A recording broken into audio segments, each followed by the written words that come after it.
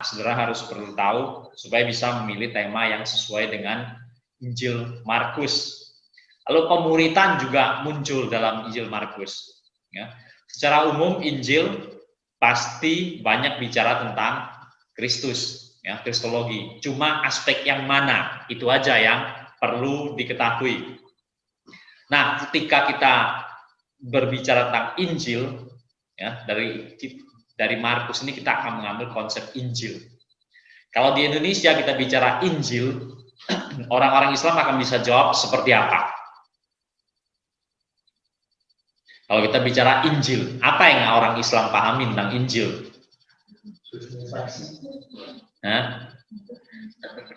Kristenisasi. Itu pemberitaan Injil intinya. Kalau mendengar kata Injil, biasanya orang-orang Muslim, mereka akan pahamin, mereka akan langsung pada pemahaman Injil itu ya kitab suci orang Kristen. Ya. Apa itu Injil bagi mereka? Injil itu adalah kitab suci orang Kristen. Jadi pemahaman mereka seperti itu. Yang namanya kitab suci orang Kristen itu namanya Injil. Nah, ketika kita sebagai orang Kristen, kita tahu bahwa Injil itu hanya 4 kitab. Ya, Injil itu hanya Matius, Markus, Lukas, Yohanes. Sudah. Dan keseluruhan dari kitab suci orang-orang Kristen, ya, atau keseluruhan dari kitab suci agama Kristen itu tidak hanya Injil. Ya, meliputi 27 kitab perjanjian baru, 39 kitab perjanjian lama, yang keseluruhannya 66 yang kita sebut dengan Alkitab. Ya, lalu Injil itu hanya 4 kitab dan hanya sebagian kecil dari kitab suci dalam agama Kristen. Namun Injil itu memang terpenting. Ya, kitab-kitab itu bisa dibilang terpenting bagi orang-orang Kristen. Karena disitulah berita-berita utama banyak muncul, terutama yaitu tentang diri Yesus Kristus sendiri. Nah, hari ini kita mempelajari teologi dari kitab Markus, kita akan melihat Injil itu apa. Ya, Injil itu apa? Konsep Injil itu seperti apa? Nah, saya memeriksa konkordansi, ya, konkordansi Alkitab. Nah, di dalam perjanjian baru itu, kata Injil, Evangelion, itu banyak muncul justru dalam tulisan-tulisan Rasul Paulus. Ya, jadi kata Injil banyak muncul di dalam surat-surat Rasul Paulus. Lalu kalau kita beralih kepada 4 kitab Injil, ya, kalau kita beralih kepada 4 kitab Injil saja, maka di dalam Yohanes tidak ada kata Evangelion. Ya. Di dalam Yohanes, kitab Yohanes, tidak ada kata Injil. Tidak muncul sama sekali. Ya. Jadi kata Injil dalam 4 kitab Injil tersebut hanya muncul dalam Matius, Markus, dan Lukas. Lalu kalau kita periksa konkordan, saya periksa, munculnya seperti ini. Datanya menarik. Matius memakai 5 kali kata Injil atau Evangelion. Markus memakai 12 kali kata Injil atau Evangelion. Lukas memakai 5 kali kata Injil. Kadang bisa bilang 6 kali. Ya. Jadi Matius 5 kali, Markus 12 kali, Lukas 6 kali kata Injil. Oleh karena itu, di antara ketiga Injil sinoptik, maka kata Injil paling banyak muncul dalam Markus. Ya. Nah, oleh karena itu di dalam teologi kitab Markus yang kita mau bahas bersama hari ini adalah konsep Injil. Apa kata Markus tentang Injil? Atau Matius, Markus, Lukas, apa yang mereka maksudkan dengan Injil? Ya, kita akan lihat pelan-pelan. Ya, kita akan baca lagi bergilir seperti yang waktu lalu dari Yohanes terus ke sini, terus ke belakang nanti. Ya. Bagian pertama silakan baca dulu dari pasal 1 ayat 1 bagian awal dari Markus. Silakan.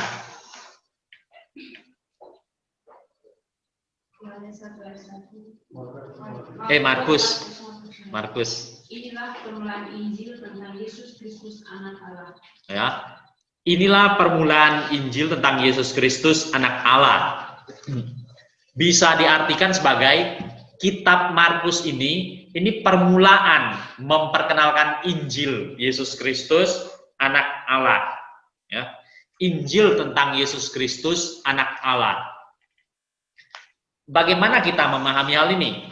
Injil tentang Yesus Kristus, anak Allah. Nah, di dalam ayat ini kita bisa pahamin sebagai Injil mengenai Yesus Kristus, anak Allah, atau Injil yang diberitakan oleh Yesus Kristus.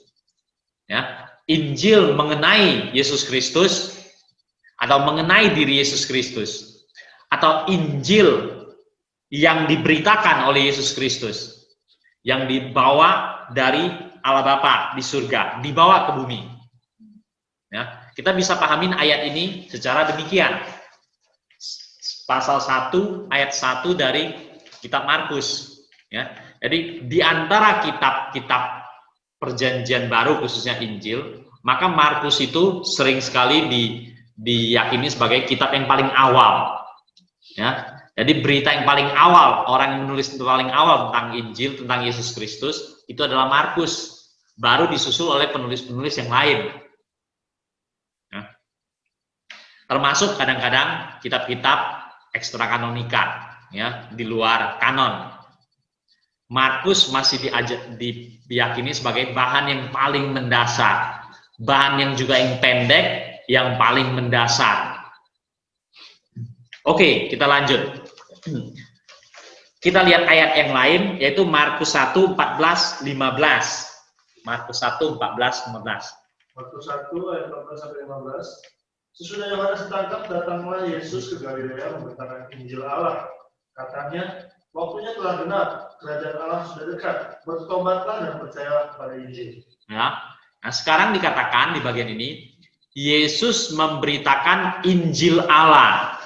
Ya. Yesus memberitakan Evangelion Allah. Yesus memberitakan kabar baik, berita sukacita Allah. Memberitakan Injil Allah, bisa bilang Injil dari Allah. Injil yang dibawa dari Allah Bapa di surga, dibawa ke bumi ini. Berita gembira itu yang dibawa. Lalu dikatakan juga, waktunya sudah genap, kerajaan Allah sudah dekat, bertobatlah dan percayalah kepada Injil. Ya. Di bagian-bagian awal di Matius kita melihat Yohanes hanya memberitakan, bertobatlah, kerajaan Allah sudah dekat. Ya. Nah, pemberitaan Yesus di sini, ya, setelah Yohanes ditangkap, pemberitaan Yesus adalah bertobatlah, percayalah kepada Injil. Bertobatlah, percayalah kepada Injil. Dan Yesus memberitakan Injil Allah. Ya, Yesus memberitakan Injil dari Allah atau Injil milik Allah. Evangelion, berita sukacita, kabar gembira dari Allah. Dibawa dari surga, dibawa berita itu ke bumi, disampaikan kepada manusia, dan diharapkan respon manusia adalah percaya pada Injil, bertobat, ya. Bertobat dan percaya pada Injil. Ya. Yesus yang memberitakan. Kita maju lagi, kita lihat lagi ayat-ayat yang lain. Pasal 1, 38, 39. Ya, Kak Aldi. Pasal 1, 38, 39.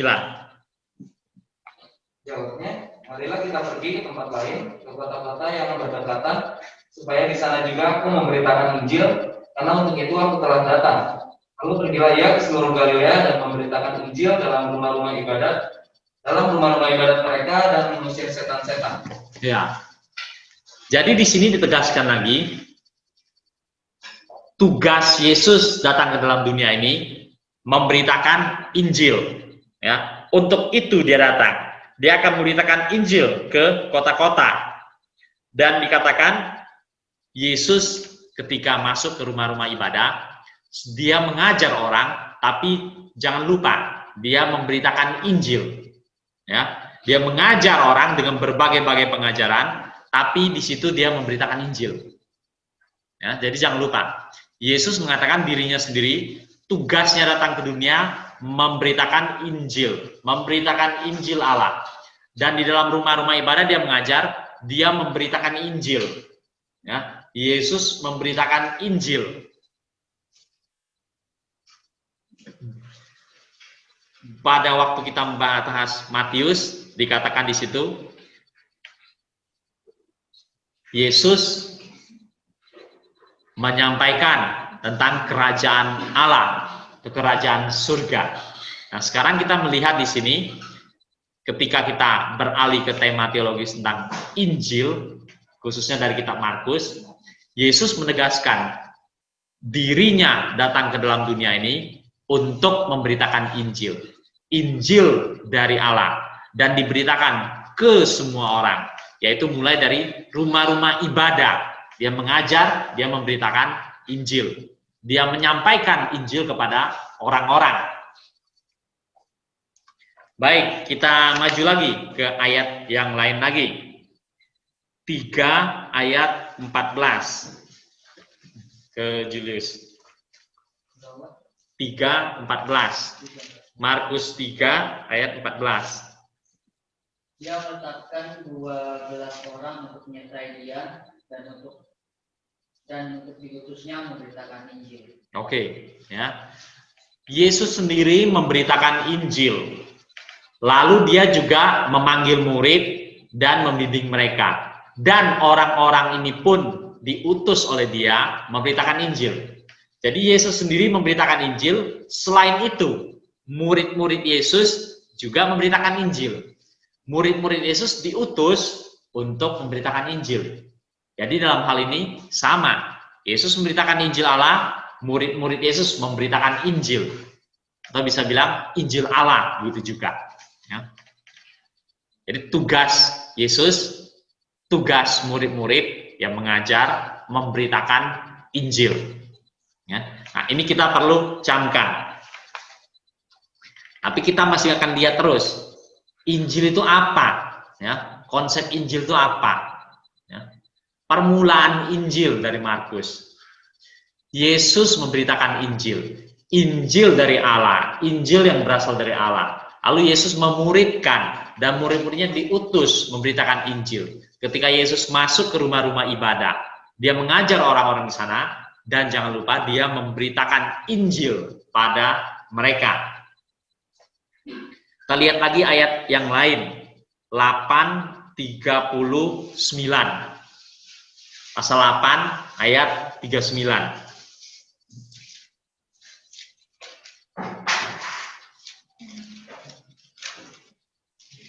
Markus pasal 8 ayat 39.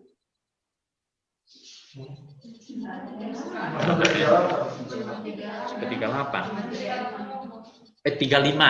8:35. Markus 8:35. Markus pasal 8 ayat 25 berbunyi demikian. Karena siapa yang mau menyelamatkan nyawanya, ia akan kehilangan nyawanya. Tetapi barang siapa kehilangan nyawanya karena aku dan karena Injil, ia akan menyelamatkannya. Ya. Yesus memberitakan Injil. Murid-muridnya diutus juga untuk memberitakan Injil. Lalu dikatakan di sini ada orang memberitakan Injil lalu kehilangan nyawanya. Ya. Ada orang memberitakan Injil sampai kehilangan nyawanya. Memberitakan Injil karena Yesus dan karena Injil ada orang akan kehilangan nyawanya. Ya. Ini harga yang harus dibayar untuk memberitakan Injil. Ya. Jadi murid-muridnya diutus memberitakan Injil. Nantinya ada orang-orang, bahkan diantara muridnya juga, karena nama Yesus Kristus dan karena Injil, mereka memberitakan dan mereka untuk itu mereka sampai kehilangan nyawanya. Artinya apa? Ya teraniaya sampai kehilangan nyawanya. Jadi di sini Injil, memberitakan Injil dengan membayar harga. Ada orang-orang tertentu akan menghadapi kondisi yang seperti itu. Ya tidak dikatakan semuanya. Ya. Yesus sendiri memberitakan Injil, murid-murid memberitakan Injil. Dan ada orang-orang memberitakan Injil karena nama Yesus dan karena Injil kehilangan nyawanya. Kita maju lagi ayat yang lain. 10:29. Markus 10 ayat 29. Ya Yesus, Aku berkata kepadamu, sesungguhnya setiap orang yang karena aku dan karena Injil meninggalkan rumahnya, saudaranya laki-laki atau saudaranya perempuan, ibunya atau bapaknya, anak-anaknya atau saudaranya. Oke, ya. Ada orang-orang karena memberitakan Injil, ya, karena Injil, lalu dia harus meninggalkan rumahnya, suaminya, istrinya, anak-anaknya, orang tuanya, dan seterusnya. Ya. Karena Injil, orang-orang itu pergi dengan meninggalkan orang-orang terdekat. Ya. Nah, dikatakan bahwa orang-orang itu pada zaman sekarang juga akan menerima kembali 100 kali lipat. Ya. Rumah, saudara laki-laki, saudara perempuan, ibu, anak, ladang, sekalipun disertai berbagai penganiayaan. Ya. Jadi pada zaman sekarang pun mereka memberitakan Injil, mereka tinggalkan keluarga dan lain-lain, mereka akan menerima pada masa ini juga 100 kali lipat. Tapi dikatakan di sini disertai berbagai penganiayaan. Jadi oleh karena Injil, orang-orang pergi meninggalkan miliknya dan orang-orang itu teraniaya. Tapi orang-orang itu pada masa ini juga, artinya selagi hidup, mereka akan menerima kembali 100 kali lipat. Ya. Itu janji Yesus. Ya. Karena Injil meninggalkan milik. Orang-orang itu pada masa ini akan menerima kembali 100 kali lipat. Bukan pada masa mendatang. Ya, masa mendatang nanti ada sendiri rupanya. Ya. Pada masa ini, yaitu selagi masih hidup di dunia ini. Tapi disertai dengan berbagai penganiayaan. Jadi ada orang beritakan Injil teraniaya. Ada orang beritakan Injil meninggalkan segala sesuatu. Bahkan ada orang karena Injil dan karena nama Yesus kehilangan nyawanya. Ya. Ditegaskan sudah di dalam hidup dan pengajaran Yesus ketika dia mengajar orang-orang. Jadi semakin jelas tentang Injil. Kita maju lagi. Pasal 13 ayat 10. Pasal 13 ayat 10.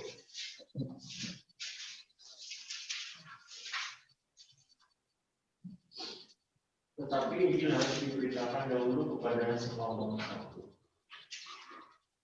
Tapi Injil harus diberitakan dahulu kepada semua bangsa. Ya. Ini adalah bicara tentang akhir zaman. Ya. Bicara tentang akhir zaman, Injil akan diberitakan kepada semua bangsa. Ya, semua bangsa, semua suku bangsa, semua bahasa, dan lain-lain. Ya. Kepada semua orang. Injil disebarluaskan kemana-mana, ke seluruh dunia, kepada semua bangsa. Nah, ayat-ayat ini akan makin jelas terus ke bagian-bagian belakang nanti. Kita maju lagi, 14 ayat 9. Pasal 14 ayat 9. Aku berkata kepadamu, sesungguhnya di mana saja Injil diberitakan di seluruh dunia, apa yang dilakukannya ini akan disebut juga untuk mengurapi dia. Oke, ya. Ada seorang wanita mengurapi Yesus. Ya, dan ada murid-murid protes. Yesus mengingatkan, tidak perlu seperti itu. Apa yang dilakukannya memang sudah patut. Walaupun di satu sisi ada muridnya melihat itu pemborosan. Ya.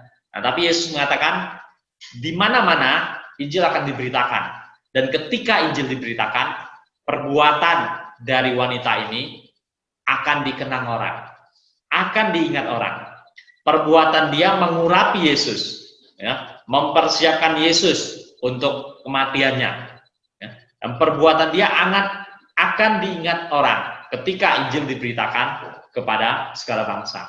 Orang akan membaca dan orang akan mengingat ada seorang perempuan yang mengurapi Yesus. Jadi orang ini pun akan dikenang ketika Injil diberitakan. Ya, hal yang sama juga terjadi pada orang-orang lain. Ya. Dan orang-orang lain juga Injil diberitakan, orang-orang itu dikenang. terutama tokoh-tokoh yang ada dalam Alkitab, termasuk juga nanti zaman setelah Alkitab, orang-orang yang karena Yesus, karena nama Yesus dan karena Injil mereka pergi memberitakan. Orang-orang itu juga akan dikenang.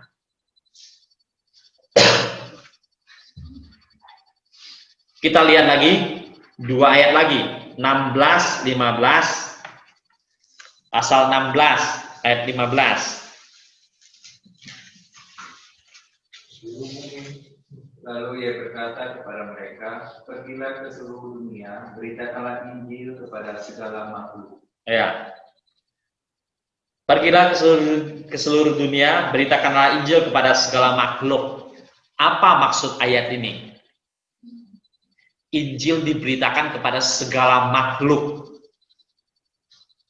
Apa maksud ayat ini?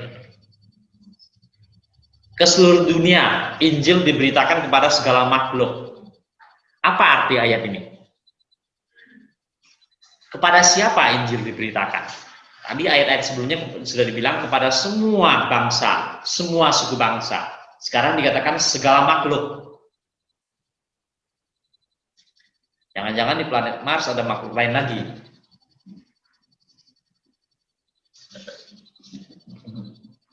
Di dunia ini ada makhluk apa saja? Hah? Ada juga binatang, hewan, ada tumbuh-tumbuhan. Atau jangan-jangan juga makhluk halus. Di planet Mars ada mungkin ada makhluk lain. Di dunia ini ada makhluk halus, ada tumbuh-tumbuhan, ada hewan. Injil diberitakan kepada segala makhluk. Apa artinya ayat ini? Hah? Semua orang. Kalau semua orang berarti kan semua manusia. Ya. Oke, kita lihat satu ayat lagi. Jadi selain ayat ini masih ada satu ayat lagi. Ya. Kita lihat. 16 ayat 20. Tadi 16 ayat 15, sekarang 16 ayat 20. Mereka pun berbilang memberitakan Injil ke segala penduduk dan Tuhan turut bekerja dan meneguhkan firman itu dengan tanda-tanda yang sebenarnya. Oke, ya. Mereka pergi ke seluruh dunia, ke segala penjuru, memberitakan Injil. Ya. Murid-murid diutus memberitakan Injil ke berbagai-bagai kota. Dan dikatakan nanti Injil akan diberitakan ke seluruh penjuru. Dan Injil diberitakan ke seluruh dunia. Injil diberitakan kepada segala makhluk. Ya. Jadi di sini jangan kita pahami sebagai Injil nanti diberitakan kepada alien. Ya. Makhluk-makhluk yang mengendarai UFO. Ya. Injil tidak diberitakan pada mereka. Injil juga tidak diberitakan pada tumbuhan maupun pada hewan. Ya. Injil tidak diberitakan pada tumbuhan, pada hewan. Bahkan Injil juga tidak diberitakan pada makhluk halus. Makhluk halus bisa mendengar Injil? Bisa. Ya. Ketika orang KKR, ketika orang menginjili pribadi, mungkin di situ ada makhluk halus, dia dengar, dan kalau dia mengerti bahasa orang itu, bahasa Jawa, bahasa Batak, dan seterusnya, kalau makhluk halus itu mengerti, maka dia akan mengerti. Kalau dia mengerti bahasa situ, maka dia akan mengerti tentang Injil itu. Tetapi tidak ada perintah bahwa Injil diberitakan pada makhluk halus. Ya mereka bisa mendengar, mereka bisa mengerti. Ya. Masalah Injil diberitakan pada segala makhluk itu adalah menuntut orang setelah diberitakan, diharapkan mereka percaya menerima. Ya. Mereka percaya menerima Injil. Sementara makhluk-makhluk halus itu, kalaupun mereka beroleh kesempatan di tempat-tempat tertentu mereka mendengar Injil, ya tidak ada respon untuk itu nantinya. Ya, tidak ada respon untuk itu percaya dan menerima. Apalagi Injil tidak ada diberitakan pada tumbuhan atau hewan atau kepada makhluk-makhluk lain di luar planet bumi ini. Ya, karena pemahaman kita adalah sampai hari ini tidak ada makhluk lain di luar manusia. Alien itu juga tidak ada. Ya, tidak ada. Itu manusia-manusia model-model robot aja, ya, ciptaan manusia. Ya. Walaupun ada orang mengatakan ada kesaksian sana, kesaksian sini, tempat sana, tempat sini, ada UFO sana, UFO sini. Ya. Jadi di sini Injil diberitakan ke seluruh penjuru dunia kepada segala makhluk. itu tidak diartikan sebagai semua makhluk manusia dan makhluk non manusia. Tidak seperti itu maksudnya, tapi kepada semua manusia. Ya. Injil diberitakan pada segala makhluk, maksudnya kepada semua manusia, segala bangsa, segala suku bangsa, segala bahasa, kepada manusia, kepada orang-orang Injil diberitakan, semuanya. Ya. Dan ketika dikatakan Injil diberitakan sampai ke Roma, ya, itu berarti juga mewakili Injil sudah sampai ke ujung bumi. Ya. Dalam Kisah Rasul, Injil diberitakan dari Yerusalem, Yudea, Samaria, sampai ke ujung bumi. Dan pasal terakhir sampai ke Roma, itu dipahami sebagai ujung bumi. Ya. Tapi kita tahu bahwa ujung bumi tidak berarti di situ semuanya pada zaman itu orang sudah mendengar Injil. Enggak. Cuman secara garis besar pada zaman itu, berbagai-bagai wilayah besar-besar, Injil sudah sampai ke sana. Ya. Tapi masih banyak orang di tempat-tempat itu belum mendengar Injil. Bahkan juga masih banyak wilayah-wilayah di luar itu belum mendengar Injil. Ya. Pada zaman pelayanan di Kisah Rasul, masih banyak daerah-daerah dunia ini yang belum terjangkau oleh Injil. Tapi dengan penyebaran dari Yerusalem, Yudea, Samaria, sampai kota Roma, itu sudah cukup untuk mewakili ujung bumi. Nah, di sini ditegaskan, Injil diberitakan ke seluruh penjuru dunia, Injil diberitakan kepada segala makhluk. Ini masih maksudnya adalah segala manusia, semua orang, semua suku bangsa, semua kaum, semua bahasa, manusia, dan bukan berarti non manusia. Ya, jadi segala makhluk tidak boleh diartikan sebagai manusia dan non manusia. Ya, segala makhluk di sini hanya boleh dipahami sebagai segala manusia, segala orang, berbagai suku bangsa. Injil diberitakan pada mereka.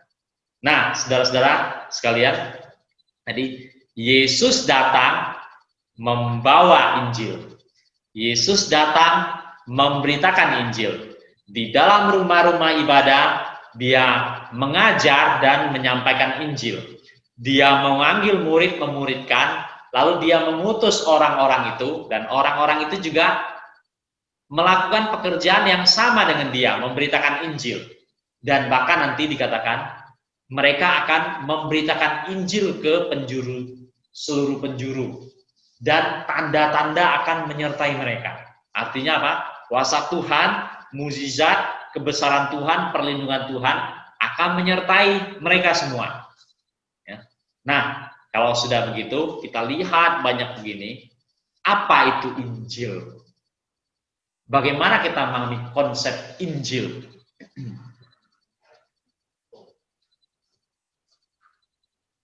Satu tambahan lagi yang muncul dalam Matius dan Lukas. Ya, di dalam Matius dan Lukas, Matius hanya muncul 5 kali, Lukas muncul 6 kali kata Injil, kata Evangelion. Nah, di dalam Matius dan Lukas ada informasi yang tambahan yang belum kita baca dari ayat-ayat tadi. Ya, ada beberapa ayat sudah muncul, tapi ada 1-2 ayat dalam Matius, 1-2 ayat dalam Lukas yang bicara gini. Yesus memberitakan Injil Kerajaan Allah. Yesus memberitakan Injil Kerajaan Surga. Nah, di dalam dua bagian itu, Matius dan Lukas, kata Injil dengan Kerajaan Allah digandeng.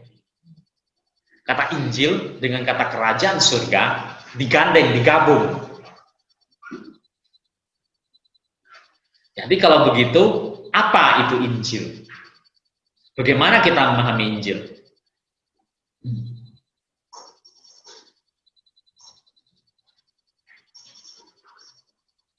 Selama ini kita banyak memahami Injil terutama dari surat-surat Paulus.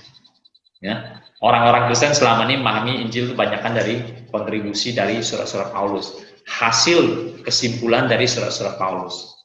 Nah, sekarang kita melihat satu nuansa di dalam Markus dan Matius dan Lukas, ya, khususnya Markus. Jadi apa itu Injil? Evangelion artinya kabar gembira, berita sukacita. Jadi apa itu Injil?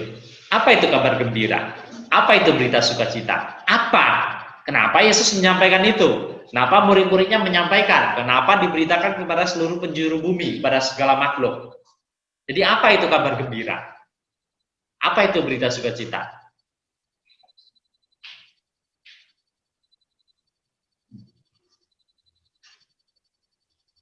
Ayo, silakan.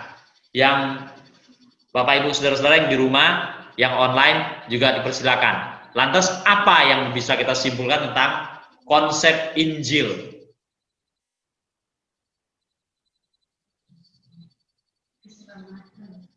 Hah?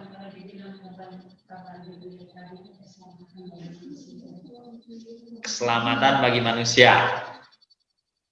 Kalau tadi digandeng sama kata kerajaan Allah, apakah ada sambungannya sama pelajaran kemarin? Yang tentang kerajaan Allah itu, Ya. berarti hukum-hukumnya dan segala macamnya. Aha.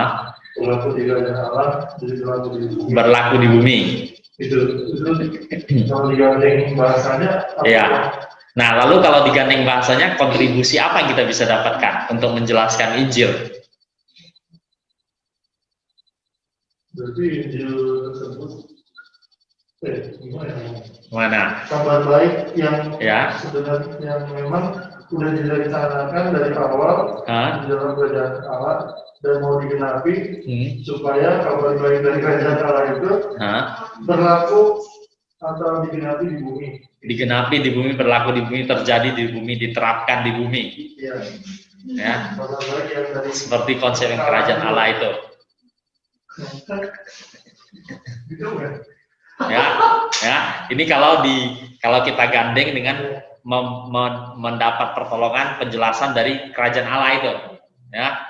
Nah, paling banyak kan Injil itu kita pahami berita keselamatan, ya. Nah, itu kebanyakan adalah simpulan dari saudara-saudara Paulus, ya. Itu kesimpulan, bahkan bisa bilang itu kesimpulan yang umum seluruhnya dari Alkitab seluruhnya, khususnya dari PB, ya. Dan terutama kontribusinya itu dari saudara-saudara Paulus. Sementara kalau kita baca Matius, Markus, Lukas, belum ada tendensi ke sana, ya, tidak ada kan tendensi ke sana. Kita hanya melihat Yesus beritakan Injil, murid-murid beritakan Injil, dan Injil memang harus disampaikan ke seluruh penjuru dunia, kepada segala bangsa, supaya mereka dengar, dan diharapkan setelah mereka dengar, mereka percaya, mereka terima, ya, diharapkan itu mereka percaya, mereka terima. Nah, kalau kita lihat kitab Markus itu, ya, kitab Markus itu kitab yang pendek. Dari Matius, Markus, Lukas, Yohanes mengisahkan tentang Yesus Kristus, Markus itu pendek, ya. Dan Markus itu kalau kita baca, dia banyak sekali bicara tentang perbuatan Yesus, karya Yesus, perbuatan Yesus, tindak tanduk Yesus. Agak sedikit dia bicara tentang perkataan Yesus dan pengajaran Yesus. Dan kalau kita mau lihat pengajaran Yesus, perkataan Yesus, paling banyak itu dalam Injil Yohanes, ya. Matius dan Lukas juga lumayan, tapi Markus sedikit sekali. Yang banyak dicatat oleh Markus justru adalah perbuatan-perbuatan Yesus atau karya-karya Yesus. Jadi dia mau menyampaikan, menggambarkan Yesus lewat perbuatannya, lewat pekerjaannya, lewat karya-karyanya. Oleh karena itu, orang diajak membaca Markus ini, melihat Yesus dari perbuatan-perbuatan karya-karyanya. Jadi selama Yesus mengajar atau selama berbuat, bertingkah laku, mengajar orang ini dan itu, pergi ke sana dan pergi ke sini, Yesus selalu membawa beberapa hal, ya, yang kita bisa katakan dengan membawa kelepasan, membawa kebebasan, membawa kelegaan, ya, termasuk membebaskan orang dari pasukan setan, ya, menyembuhkan penyakit, menolong orang sakit, mencelikan mata. Walaupun mujizat-mujizat itu bukan hal yang sangat dominan, ya, tidak selalu terjadi, tapi di mana Yesus datang, Yesus akan membawa kepada kelepasan, kelegaan, pembebasan. Ya. Dan jangan terlalu cepat di sini kita langsung kaitkan dengan dosa. Karena dosa nanti itu adalah kontribusi dari surat Paulus, ya, baru tambah melengkapi. Jadi yang paling penting adalah Yesus datang membawa kelegaan, pembebasan, kelepasan. Orang diminta untuk terima. Orang diminta terima Injil, terima pertobatan. Ya, artinya terima apa yang Yesus ajarkan. Terima apa yang Yesus mau perbuat pada dirinya. Ya. Dia membuka diri supaya Yesus berbuat sesuatu bagi dia. Yesus mengajar pada dia, diharapkan dia terima. Ya, dia terima pengajaran Yesus itu, dia lakukan sesuai dengan pengajaran itu. Jadi Injil yang disampaikan dalam Markus, konsep Injil yang dimaksud dalam Markus adalah berpusat pada Yesus Kristus sendiri. Berpusat pada diri Yesus dan berpusat pada karya-karya perbuatan-perbuatan Yesus. Jadi lihatlah pada Yesus ini dan lihatlah karya-karyanya, perbuatan-perbuatannya. Dan percayalah dan terimalah, ya. Bertobat. Percayalah dan terimalah bertobat. Ya. Jadi yang perlu disampaikan dalam hal ini adalah ya seperti yang dalam Kisah Rasul artinya. Murid-murid itu setelah Yesus mati, bangkit, naik ke surga, mereka pergi kemana-mana menyampaikan, sudah datang Yesus membawa kelepasan, membawa kelegaan, membawa pembebasan. Pengajaran-pengajarannya seperti ini, seperti ini, seperti ini. Jadi supaya orang dengar, supaya orang bukan hanya dengar, tapi mau terima, mau percaya, dan bertobat. Jadi konsep Injil itu apa? Injil itu berpusat pada Yesus, berpusat pada karyanya dan perbuatannya. Ya. Kalau dua ini masih mau ditarik lagi hanya menjadi satu, ya Injil itu berarti ya pada Yesus Kristus. Ya. Tapi untuk Markus dan Matius, Lukas, Injil itu adalah karena waktu itu Yesus masih hidup, ya Yesus masih hidup di dunia ini. Maka Injil itu berpusat pada Yesus dan perbuatan-perbuatannya. Ya. Yesus dan perbuatan-perbuatannya.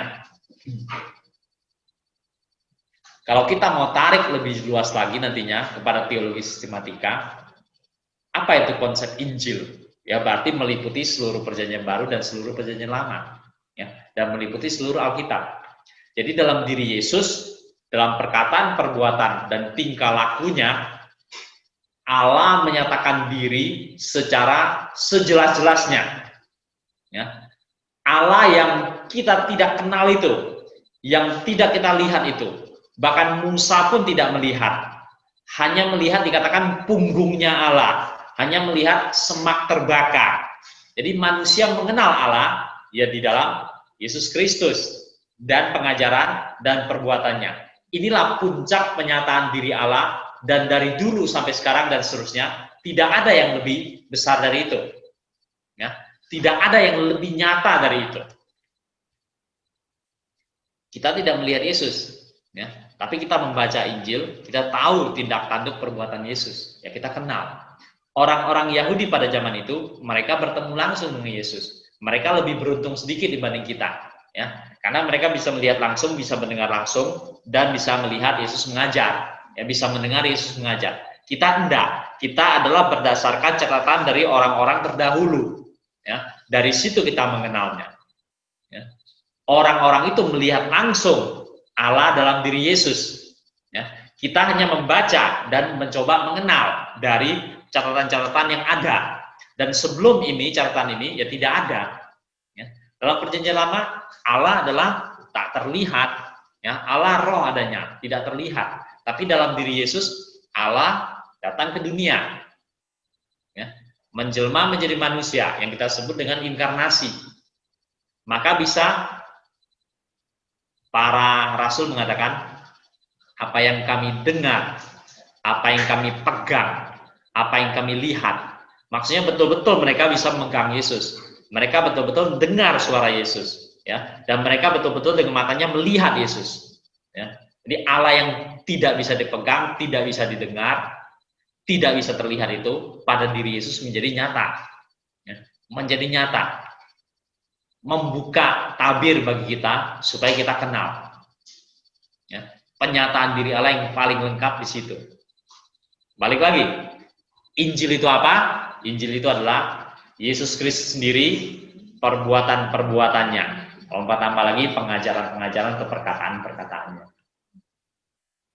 Ini diberitakan, diutus orang-orang, disampaikan ke seluruh penjuru dunia, disampaikan kepada segala makhluk. Bahkan ada di antara orang-orang tersebut meninggalkan segala sesuatu, bahkan sampai kehilangan nyawanya.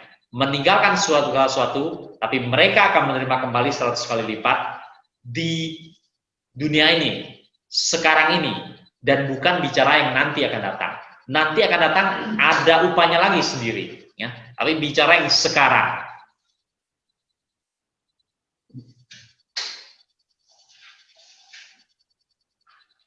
Apa yang diterima oleh orang-orang yang pergi beritakan Injil, yang bisa dibilang 100 kali lipat itu? Hah? Apa? Itu dikatakan bukan nanti loh, ya sekarang, waktu mereka masih hidup. Ya, dapat mereka. Apa yang mereka dapat? Uang, mungkin ada mereka yang sebagian kaya, sebagian enggak, dan sebagian besar enggak. Ya, jadi kalau bicara materi ya sedikit mestinya. Jadi dia di situ tidak cenderung bicara materi. Lalu bicara apa kalau gitu? Hah? Apa? Kuasa. Kuasa maksudnya gimana? Maksudnya kuasa apa? Para penginjil itu berkuasa atau berdoa menyembuhkan atau apa? Gitu. Nah, enggak tentu juga. Hah? Enggak selalu juga, ya. Enggak selalu juga. Kalau bicara kuasa kan ada mereka berdoa ada orang disembuhkan, mereka berdoa juga banyak orang tidak disembuhkan. Iya, upah 100 kali lipat. Ya, bukan bicara kehidupan kekal yang nanti pasti ada. Hah? Kalau kita benar-benar percaya Kristus, menjadi hamba Kristus, ya, secara langsung, ya, dididik sama dia secara langsung, itu juga adalah upah yang besar, lebih besar dari maksudnya gimana? Suatu upah yang besar ketika kita bisa jadi murid Tuhan, ya. Nah, sebenarnya untuk menjawab itu penjelasan dalam Alkitab cukup jelas. Barang siapa yang karena namaku dan karena Injil, meninggalkan ayahnya, ibunya, saudaranya laki-laki, saudaranya perempuan, dan lain-lain, orang itu akan menerima 100 kali lipat. Sekarang juga, ya, disertai berbagai-bagai penganiayaan. Artinya apa? Ya orang itu akan menerima ayahnya, ibunya 100 kali lipat, saudara-saudaranya 100 kali lipat. Itu dari orang-orang yang tempat kemana-mana dia pergi. Ya, kemana-mana dia pergi nanti di sana kan dia ada orang diberitakan tidak percaya, ada orang diberitakan kan percaya. Yang percaya itu akan menjadi ayahnya, menjadi ibunya, menjadi saudaranya laki-laki dan saudaranya perempuan. 100 kali lipat. Tergantung orang yang percaya kan. Dia akan terima. Iya, dia akan terima kembali 100 kali lipat. Dia tinggalkan kan, dan dia terima kembali pada waktu masih hidup. Bukan bicara nanti setelah kematian, ya. Setelah surga, bukan bicara gitu. Soal surga itu soal lain lagi. Ya. Tapi sekarang ini masih di bumi ini, ketika dia masih hidup, ya orang-orang itu akan menjadi saudaranya laki-laki, saudaranya perempuan, bahkan ayahnya atau ibunya. Dalam tanda petik, ya. Ya, dalam tanda petik kan bisa bilang ayahnya atau ibunya, saudaranya laki-laki, saudaranya perempuan. Bukan hubungan saudara mereka, tapi ya tidak kalah dengan saudara laki-laki, saudara perempuan, ayah dan ibu. Kedekatannya itu, keakrabannya, perhatiannya dan seterusnya, itu yang mereka terima. Ya, itu yang mereka terima. Maka perkataan itu tidak mengada-ngada. Ya, juga bukan bicara hal-hal rohani tentang di surga begitu, enggak, ya, bicara yang konkret. Itu bahagianya orang beritakan Injil. Kalau kita pikir-pikir, ya, kalau bukan karena hal itu, ya sengsara mereka. Tidak ada siapa-siapa kan, tinggalkan keluarganya, tinggalkan orang tuanya, saudara-saudaranya, pergi ke sana jauh sendirian lagi, tidak ada siapa-siapa, semuanya orang asing kan? Ya tidak ada penghiburan. Kita bilang ya penghiburan dari Tuhan sendiri, ya benar juga. Tapi yang konkret di dunia ini tidak ada, yaitu dari orang-orang yang diberitakan Injil, orang-orang yang mau menerima, orang-orang yang mau percaya, orang-orang yang bertobat, orang-orang yang hidupnya diubahkan, orang-orang yang dibebaskan, orang-orang yang mendapatkan kelegaan hidup, orang-orang yang terlepas dari dosa dan seterusnya. Orang-orang itu mendapatkan kemenangan dalam Yesus dan menjadi saudara-saudara dia, menjadi ayah ibu dia. Dan seperti itu. Ya. Ya, sebenarnya tadi pada saat kita bahas masih di dalam ayatnya gitu ya. Jadi menjadi pertanyaan saya yang baru dibacakan. Jadi dikatakan kan dia sudah meninggalkan semuanya. Ya, kemudian dia juga bakalan mengalami penderitaan selama memberitakan Injil. Tapi dikatakan di ayat selanjutnya itu dia akan mendapatkan 100 kali lipat gitu ya. Nah, saya tadi mau bertanya apa namanya? Jadi yang 100 kali lipat ini apa gitu? Padahal kan dia sudah meninggalkan, dia mengalami penderitaan juga, sekalian juga penganiayaan gitu.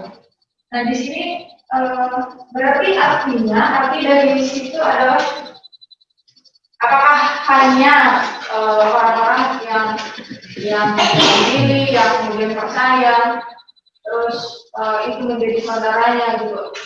Kalau bagi saya sepertinya belum terlalu 100 kali lipat dengan apa yang dia emban selama ini gitu. Misalnya sebelum dia memberitakan Injil dan membuat orang percaya, bukan dia yang membuat, tapi Tuhan yang membuat orang itu percaya gitu ya. Nah, sebelum dia mendapatkan orang yang percaya, dia kan sudah mengalami penderitaan, penganiayaan gitu ya. Tapi kalau misalkan hanya mendapatkan itu, dia mendapatkan keluarga baru gitu. Tapi rasanya seperti belum setimpal dengan apa yang dia berikan gitu. Oh, maksudnya belum setimpal itu apa? Maksudnya kayak belum menutupi deritanya sama ininya, masih banyak deritanya gitu. Oh, nah terus bisa lanjutkan. Mungkin penilaian kita sekarang sama penilaian mereka beda. Kalau penilaian kita kan konsep gereja. Ya. Orang gereja juga belum tentu sayang sama kita. Ya. Kita prihatin sama mereka karena mereka belum dekat sama mereka. Ya. Tapi kalau konsep di sini sih, kita lihat 12 rasul aja, aku sampai Tuhan Yesus pergi naik ke surga aja, mereka masih saling berkomunikasi, masih menjalin hubungan harta kita, harta dia, kita. Itu mungkin yang itu juga sih. Itu kisah Rasul. Konsep kita tentang keluarga, persaudaraan di dalam iman itu, mungkin udah banyak sekali. Ya, persaudaraan dalam iman itu satu hal yang real. Cuman masalahnya adalah di dunia ini gereja itu kan pencampuran. Gereja itu terdiri dari pencampuran domba dan kambing. Kita tidak boleh lupa itu. Ya, dan gereja itu adalah pencampuran antara gandum dan lalang. Ya, jangan kamu hanya mengharapkan gandumnya doang. Di dalamnya masih banyak lalang. Ya, dan gereja itu bukan hanya domba saja, masih banyak kambing di sana. Ya, apa pertanyaannya ya? Apa baca Aldi?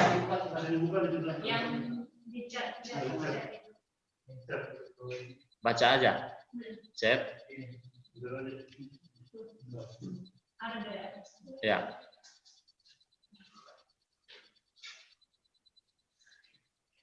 Ya, baca. Apakah sudah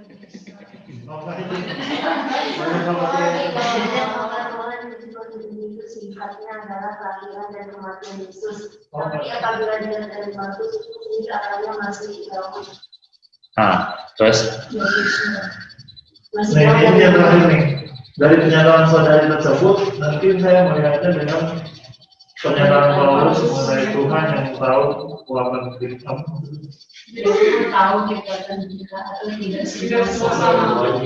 Oh ya, itu masih sambung yang dari Jelia kali. Mungkin maksudnya menurut Jelia nggak setimpal, menurut Paulus bisa setimpal, menurut saya nggak setimpal, menurut itu mungkin itu. Ya, antara setimpal dan tidak setimpal itu ya. Nah, kalau kita lihat, kalau kita bicara hanya penginjil pendeta, itu kan dia menetap di satu gereja, satu organisasi. Lebih berat ya orang yang pergi menginjilin, artinya jadi misionaris, entah hanya misionaris lokal atau misionaris mancanegara. Ya. Misionaris lokal pun kemungkinan dia pergi ke tempat yang dia tidak kenal, ya suku bangsanya beda, walaupun masih sama-sama satu negara. Atau betul-betul pergi ke negara lain, suku bangsa yang lain, bahkan bahasanya dia harus belajar dulu. Ya. Nah di sana ketika Injil diberitakan, ada orang percaya, ada orang juga tidak percaya. Ya. Tapi di sana di mana Injil diberitakan, ya dia mengenal orang-orang. Dari situ, ya sedikit banyak dia menerima kembali. Ya. Sebenarnya menerima kembali, kalau menurut saya sih, tidak hanya orang yang terima, tidak hanya orang yang terima Injil, termasuk orang yang tidak terima Injil. Ya. Termasuk orang yang belum menerima Injil, termasuk orang yang tidak menerima Injil, termasuk orang yang menolak Injil. Ya. Karena ada juga orang yang tidak menerima Injil, yang menolak Injil itu, ya mereka masih dapat inspirasi dari kehidupan atau pengajaran orang ini, tapi dia tidak mau terima Yesus, dia tidak mau pindah agama dan seterusnya. Ya. Tapi dia bisa melihat bahwa pengajaran dari penginjil itu atau berita-berita yang disampaikan itu benar dan dia terima itu. Ya. Isinya itu dia terima, dia setujuin, tapi dia sendiri tidak mau menerima dan tidak mau percaya. Ya. Prinsip dasarnya dia terima. Ya. Nah orang-orang itu pun, ya orang-orang itu pun ya bagian dari yang 100 kali lipat itu. Dan 100 kali lipat sebaiknya kita pahami sebagai satu jumlah yang banyak. Sudah meninggalkan ini akan menerima jumlah yang banyak. Ya. Sudah meninggalkan ayahnya, ibunya, saudaranya laki-laki, saudaranya perempuan, akan menerima jumlah yang banyak pada saat ini juga. Masih hidup di dunia ini juga. Orang-orang misionaris atau orang-orang yang pergi memberitakan Injil, di sana kadang-kadang diterima, orang-orang sana belum percaya, tapi dia diterima di sana. Kehadirannya itu diterima. Ya ada juga orang yang membenci, ada orang tidak suka, ya, ada orang menganiaya dan seterusnya. Tapi ada orang yang tidak terima juga, tapi menerima kehadiran orang itu, karena kehadiran orang itu bagi mereka ada sesuatu di situ. Orang ini sepertinya membawa damai sejahtera. Orang ini membawa satu berita yang berharga, tapi mereka tidak terima. Ya. Tantangan untuk mereka percaya bertobat tidak diterima, ya, dan mereka tidak berubah, tidak dibaptis dan seterusnya. Tetapi kehadiran orang itu membawa satu kelegaan bagi orang-orang di sana. Ya. Paling tidak ada sedikit manfaat yang dirasakan oleh masyarakat penduduk di sana. Dalam kondisi seperti itu, maka kehadiran orang itu di sana sedikit banyak dia sudah mendapatkan 100 kali lipat, mendapatkan orang-orang yang dia tinggalkan itu. Saudara nanti bisa merasakan baik di gereja ataupun di tempat-tempat lain, bahkan kalau kita menginjili, bertemu dengan orang, termasuk bukan orang Kristen pun bisa bersahabat. Ya. Bertemu dengan sama orang Kristen ya lebih mudah bersahabat. Ya. Bertemu dengan sesama anak Tuhan lebih mudah bersahabat, walaupun bahasanya tidak nyambung waktu itu, ya, karena bahasanya berbeda dan belum saling belajar. Tapi sepertinya bisa komunikasi, walaupun bahasanya belum sama. Tetapi termasuk bukan hanya itu, termasuk orang yang bukan Kristen pun. Ya. Orang yang tidak percaya pun. Ya. Pernah ada nanti dalam hidup saudara, saudara pergi ke sana, pelayanan di sana, dan saudara nanti ditraktir oleh orang, bukan orang Kristen. Bisa tidak begitu? Bisa aja. Ya, bisa aja. Bisa tidak saudara tidak punya makanan, saudara dikasih makan oleh orang bukan Kristen. Ya. Oleh orang yang tidak percaya, dikasih makan saudara. Entah dia kasih makannya betul-betul tulus atau dikasih makannya dengan tidak terlalu tulus. Bisa terjadi yang seperti itu. Ya, bisa terjadi. Dan itu bagian dari 100 kali lipat yang akan diterima. Ya. dan disertai berbagai-bagai penganiayaan, itu juga tidak harus hanya dipahami dengan gebukan dan dengan kematian, ya, dengan gebukan, dengan dibunuh, dengan kematian. Tidak harus dipahami seperti itu. Berbagai-bagai penganiayaan itu banyak, ya. Penganiayaan secara mental pun penganiayaan, ya. Dan secara fisik pun bisa penganiayaan, ya. Dan kadang-kadang penganiayaan secara mental itu lebih berat, ya, membuat sebagian misionaris tinggalkan daerah misi, balik dia, karena tidak tahan dengan penganiayaan secara mental, ya, atau bahkan betul-betul tidak diterima di sana oleh orang-orang sana, penganiayaan secara mental ya.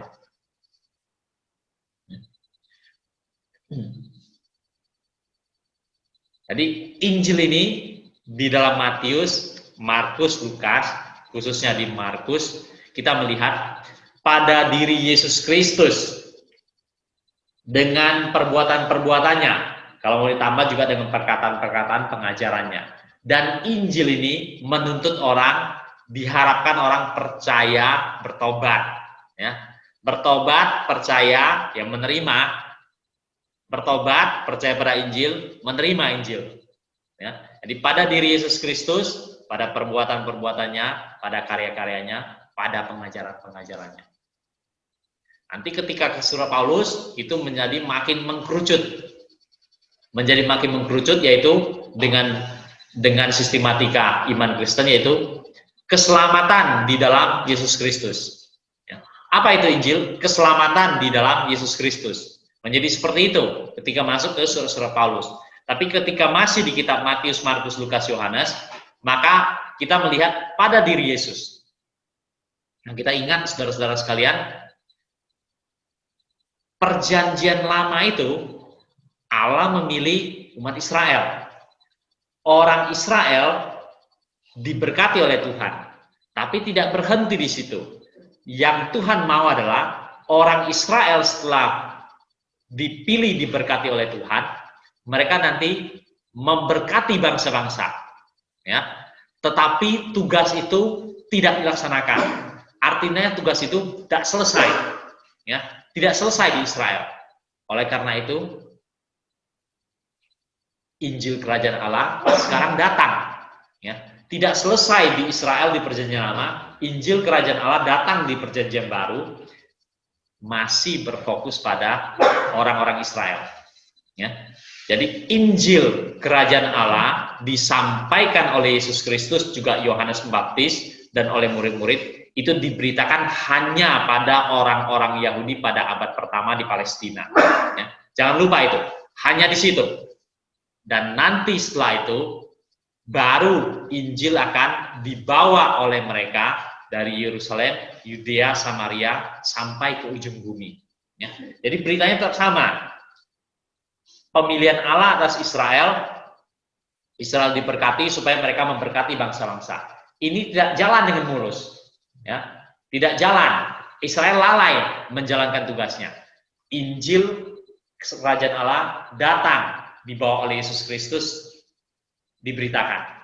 Masih berpusat pada orang-orang Yahudi, supaya orang-orang Yahudi disadarkan, dan orang-orang Yahudi diharapkan percaya, menerima, bertobat, dan setelah itu mereka membawa kepada bangsa-bangsa.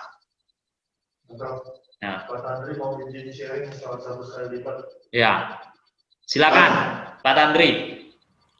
Ya, ya ini menarik sih kalau kita baca ya, kayak yang 100 kali lipat rumah, terus saudara laki-laki, perempuan, anak, terus ibu ya, dan ladang.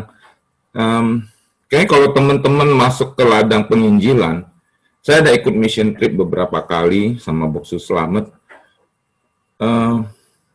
Kita ke sana tuh dijemput. Kita nggak punya mobil, kita dijemput. Itu satu. Terus kita nggak punya rumah, kita tinggal di rumah mereka. Itu dua. Terus sampai di sana kita dikasih makan, dipotongin anjing. Kita sampai wow. Itu kita nggak punya rumah, kita dikasih rumah. Kita nggak punya kendaraan, kita dikasih kendaraan sama Tuhan. Kita nggak punya makanan, Tuhan kasih. Dan saat ini istriku ada satu ministry, Kita nampung banyak anak-anak SMA, kuliah. Mereka panggil kita tuh kayak papa mama rohani gitu. Saya punya anak 1. Tapi dengan adanya mereka, saya jadi punya kayak 10 anak tambahan gitu loh. Jadi saya pikir apakah sesuatu itu harus kita miliki, jadi itu punya kita, atau bukan. Sedangkan di dalam banyak mungkin teman-teman lebih tahu soal kayak Tuhan bilang bahwa yang kita punya ini sifatnya sementara, terus ya ada yang bilang bahwa kita ini di kekayaan segala macam itu titipan. Saya pikir kalau kita masuk ke konsep ke sana, waktu kita kehilangan ayah kita, ibu kita, rumah kita, mobil kita, itu memang sebuah pengorbanan yang dituntut Tuhan, dalam tanda petik dituntut Tuhan. Tapi Tuhan nanti akan berikan sesuatu yang walaupun kita nggak miliki, kita bisa nikmati. Kayak aku kerja, saya nggak punya mobil, tapi mobil disediakan oleh perusahaan.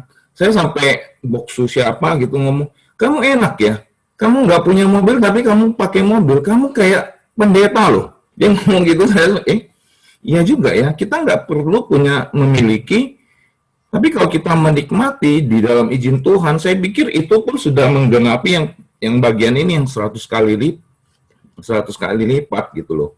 Kita nggak punya keluarga, Tuhan tambahkan bapak rohani, ibu rohani, kita punya saudara rohani, kita punya anak rohani, dan waktu kita penginjilan ada yang terima kita dan begitu terbuka. Dan ya juga, ada juga kita ketemu orang nggak percaya, juga memberkati kita. Jadi, begitu kita masuk di ladang, betul-betul kita kerjakan yang begini tuh real sekali jadinya. Upah itu real sekali buat kita. Ya kalau tinggal di dalam gereja mungkin nggak terlalu terasa sih. Cuman nanti kalau mungkin Pak Risdianto bisa juga sharing. Saya pikir kita semua mengalami ini waktu kita melayani. Jadi memang harga yang harus dibayar, kadang-kadang kita pikir, mahal sekali ya. Harus korbanin keluarga, harus korbanin harta, waktu, perasaan. Tapi waktu kita melayani dengan setia bayar harga itu, nanti kita bisa merasakan bahwa Tuhan kembalikan itu dengan luar biasa gitu. Ya begitu sih, Boksu. Terima kasih. Ya, terima kasih untuk sharingnya. Ya, ini membawa kita untuk memahami lagi lebih konkret. Ya, diberikan contoh-contoh yang lebih konkret dari ladang misi. Ya. Kehadiran kita di sana diterima, ya pergi ke sana tentu kita tidak punya tempat tinggal, disediakan tempat tinggal. Ya. Pergi ke sana ya tidak punya kendaraan, mereka menolong dan seterusnya. Ya. Nah itu kalau kita lihat baru dari orang-orang yang sudah percaya di sana, sudah terlebih dahulu percaya di sana, atau nantinya mereka percaya. Ya, waktu kita datang belum percaya, sejangka waktu di sana mereka percaya. Bahkan juga termasuk ada orang-orang yang masih belum percaya atau orang-orang yang betul-betul ya tidak percaya, tidak menerima. Ya. Tuhan bisa menjadikan mereka sebagai saudara, ayah, ibu, anak, orang tua, dan seterusnya. Ya. Karena apa? Ya karena Injil yang kita bawa ke sana itu, ya Injil itu damai sejahtera, ya. Injil itu berita sukacita, ya. Injil itu membawa kebebasan, membawa kelegaan, membawa pembebasan. Ya. Itu pasti pelan-pelan mereka akan bisa lihat, ya. Mereka mau mengakui atau tidak, mau menerima atau tidak, tapi pasti mereka akan bisa lihat. Beda, ya, orang yang sudah menerima berita Injil, orang yang sudah menerima Injil dan sudah bertobat, itu beda hidupnya dengan orang yang tidak punya itu. Ya. Nah itu pasti mereka lihat, ya, cepat atau lambat mereka akan lihat, dan mereka akan lihat memang itu berharga, ya, berharga itu. Nah itulah Injil Kerajaan Allah. Injil Kerajaan Allah di dalam diri Yesus Kristus, di dalam karya-karyanya, di dalam perbuatan-perbuatannya yang dia mau orang-orang supaya percaya dan terima. Ya. Dan ada di antara murid-muridnya, ada di antara orang-orang yang akan diutus juga menyampaikan berita Injil. Ya. Ada sedikit perbedaan antara kita dengan Yesus. Ya, ada sedikit perbedaan antara kita dengan Yesus. Walaupun Yesus juga beritakan Injil, kita juga beritakan Injil. Tapi ada sedikit perbedaan. Ya. Yesus beritakan Injil dan kita beritakan Injil, ada sedikit perbedaan. Ya. Yesus beritakan Injil juga dengan dirinya yang diberitakan. Kalau kita memberitakan Dia, ya, memberitakan Dia, dan mudah-mudahan ya kuasa itu juga terus menyertai kita. Ya, dalam kejadian-kejadian tertentu, ya, kuasa itu dinyatakan. Ya. Tapi ada hal yang sama antara Yesus beritakan dengan kita beritakan, akan membawa damai sejahtera, ya, akan membawa pembebasan, akan membawa kelegaan, ya, akan memberikan damai sejahtera pada orang-orang di mana-mana pun mereka bertobat, percaya, dan terima Injil itu. Ya, ada persamaan, tapi juga ada perbedaan. Oke, mudah-mudahan hari ini kita semakin paham Injil itu. Jangan langsung cuplik dari Paulus, ya. Cuplik dari Paulus itu langsung akan masuk ke doktrin, akan langsung kita pikir nanti pada KKR dan lain-lain, ya. KKR, PI pribadi dan lain-lain, ya.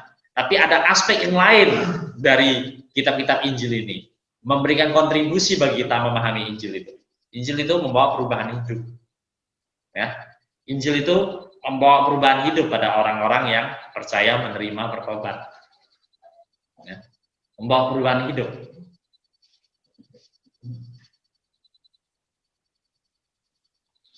Oke, konsep Injil dari kitab Markus hari ini sampai di sini. Ada hal-hal yang mau di-sharingkan, mau ditanyakan, diskusikan, sekarang silakan. Berarti kalau ditarik penginjilan PI pribadi sama konsep Injil yang ada di 4 Injil ini, khususnya Markus, berarti ketika kita penginjilan, fokus kita bukan ada doktrin kayak Paulus yang bertobat ke kerajaan ya. Tapi kita lebih dahulu menjadi damai sejahtera, kita akan menjadi kabar baik bagi orang. Maksudnya kita berdampak dulu bagi orang, baru kita ngomongin tentang Kristus. Loh, sebenarnya kan lebih banyak itu ketika baru kita akan menyampaikan tentang pengajaran, doktrin, itu kan setelah orang itu bertobat. Ya. Orang belum bertobat apa? Orang belum bertobat dia cuma mau mengharapkan dia hidupnya penuh beban, ya. Hidupnya merasa terikat, ya, macam-macam lah, terikat oleh sakit penyakit, terikat oleh kuasa gelap, kesulitan ekonomi ini dan itu. Atau dia merasa kesepian, atau dia merasa mau bunuh diri dan seterusnya. Dia mau ada perubahan hidup, ya. Sudah mau perubahan hidup, nanti kan dia terima, percaya, dan dibaptis, baru pelan-pelan diajar tentang apa itu iman Kristen, ya. Baru pelan-pelan kan diajar di dalam gereja. Setelah dia percaya, dia menjadi bagian dari gereja. Terus di situ kan dia diajar, dia supaya semakin mengenal keseluruhan nilai-nilai, prinsip-prinsip, konsep-konsep kebenaran Alkitab ini, benar-benar firman Tuhan. Pada awalnya enggak. Mereka juga enggak perlu mengharapkan itu kok. Yang mereka harapkan terutama ya perubahan hidup.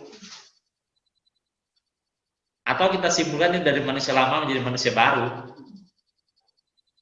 Setelah itu baru dia perlu diajarkan. Ya. Kalau dalam Matius kan jelas sekali. Baptislah baru ajar. Ya. Baptislah baru ajar.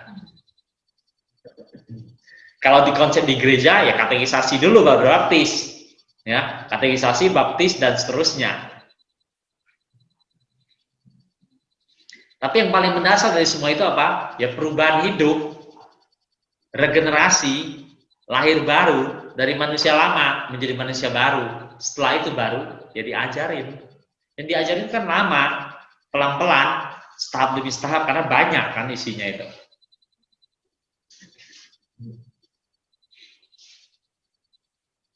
Itu masuk kepada lebih jauh konsep orang dari percaya hidup bergereja menjadi bagian dari satu gereja. Manusia secara umum harapkan ya perubahan hidup, ya, yang orang rindukan, perubahan hidup dia. Karena manusia lama dia itu tidak enak, ya. Dia mau mengakui atau enggak, ya tidak enak dia hidup dalam manusia lama, ya. Tidak enak dia.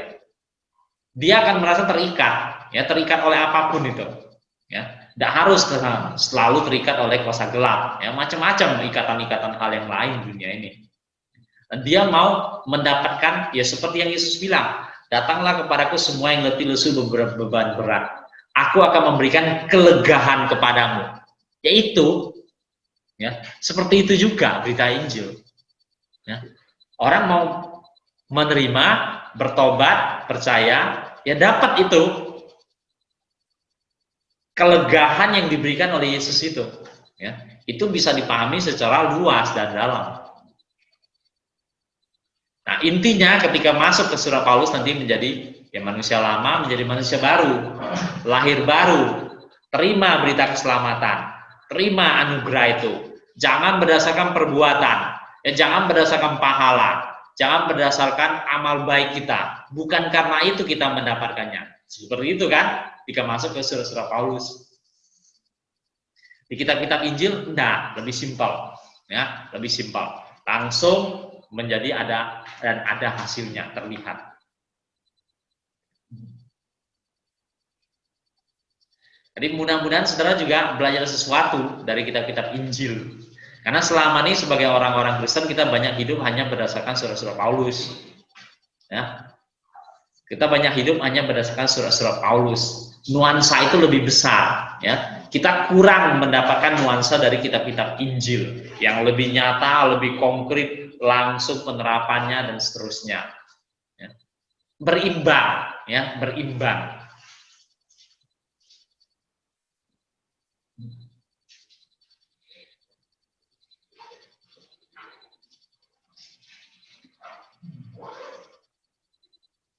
Ada perbedaan antara Yesus dan Paulus? Ada.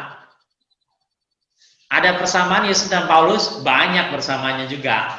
Ya. Tapi ada nuansa-nuansa yang berbeda antara Yesus dan Paulus. Ya. Jangan lupa, ada nuansa-nuansa yang berbeda.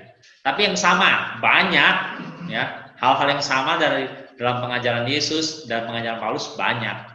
Nuansa-nuansa yang berbeda, ada. Ya. Jangan tidak diakuin, ada itu. Ya. Tapi tidak perlu kita pertentangkan. Ya. Lalu Yesus dan Paulus bertentangan, tidak perlu seperti itu. Ya. Paulus juga tidak menentang Yesus. Pengajaran Paulus juga tidak menentang pengajaran Yesus. Pengajaran Yesus juga tidak menentang pengajaran Paulus.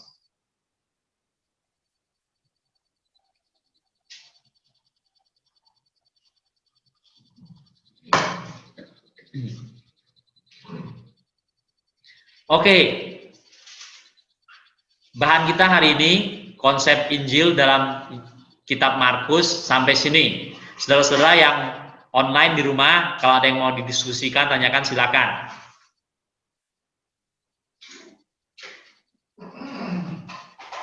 Nggak ada boksu dari saya. Ya. Cukup, Pak.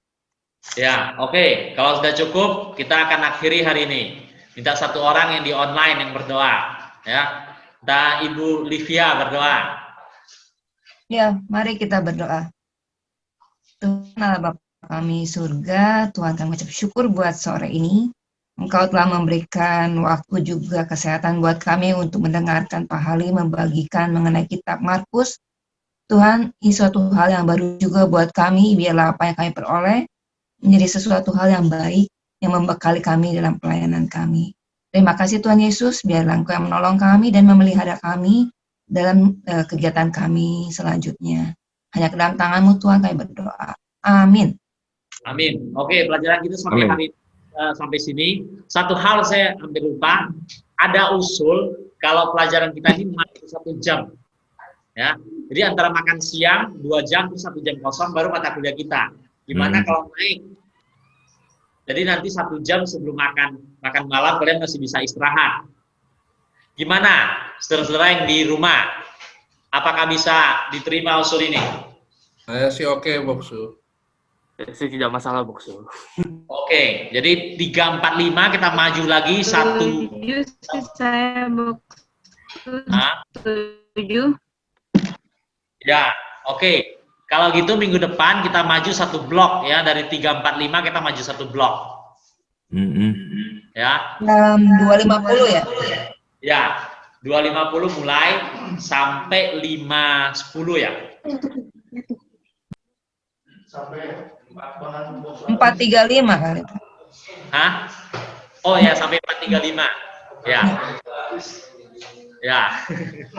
Oke ya. Jadi mulai minggu depan kita maju satu blok ya, satu blok kuliah. Jadi setelah makan 2 jam ada satu mata kuliah, setelah itu langsung kita mulai ya. Oke, selamat sore. Oke, makasih. Makasih, Bokso. Terima kasih. kasih.